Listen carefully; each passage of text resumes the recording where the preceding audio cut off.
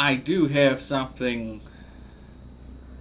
timely about this.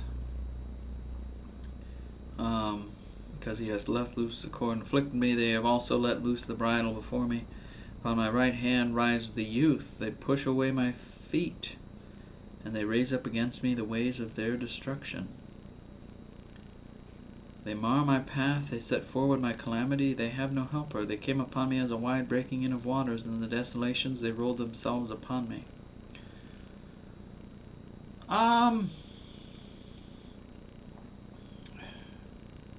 Is this all symbolic of Israel in the tribulation? You know, that's Ruckman's main point at the introduction of Job, that this is symbolic of the 42 months of the tribulation that we are approaching.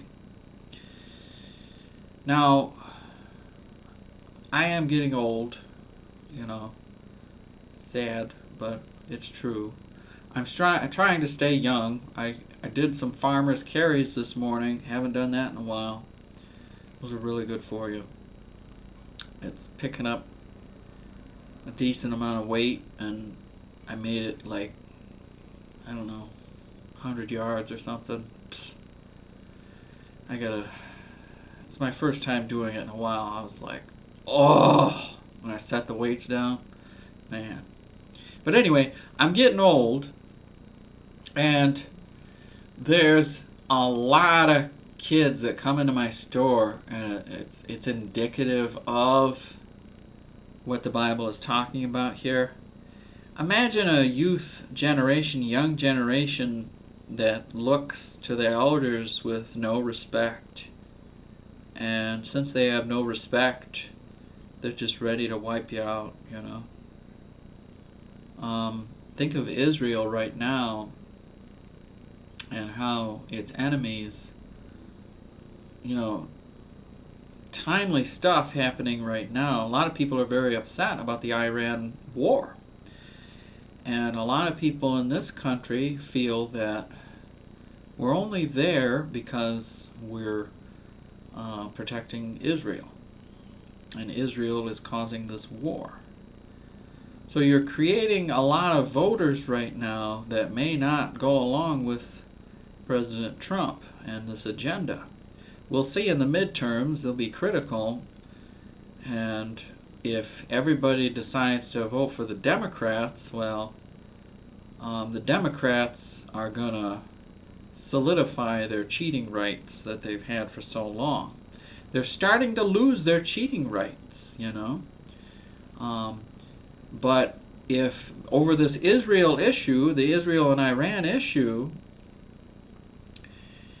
they may solidify their cheating rights so that somebody like Donald Trump will never, ever get back into a position of power, so that we will have the managed decline of the most powerful nation on earth, the managed decline of it, so that all nations will bow down to a final dictator.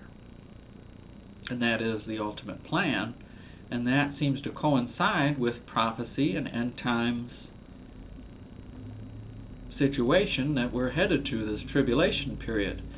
And what also, if Donald Trump is for Israel and doing this for Israel and fighting Iran to protect Israel, then if he loses his power, what happens? You have this generation of people, young people, that hate Israel.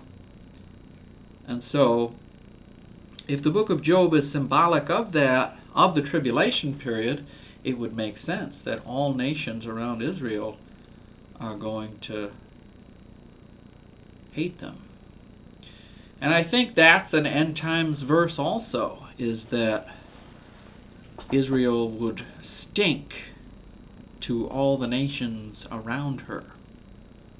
And I think you're getting to that point because a lot of people, a lot of conspiracy theorists, I'm not saying that I'm one of them either way, I just notice all this, and it seems to be that Jewish people hold a lot of power throughout the whole world, and they control a lot, and it's just one little piece of land there, right in the middle of all these Muslim nations. You know, it's pretty amazing.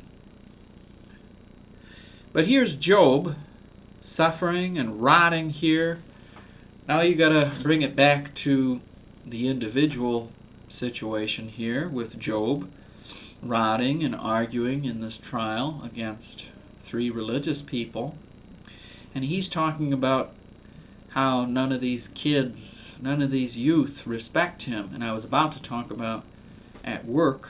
I was talking to Tiffany yesterday. I was making her laugh pretty good because I was sharing her stories about you'll be 3 aisles away. It's a pretty small store. I mean, it's you know, that's an argument to be had. Is it big or is it small? It's like medium.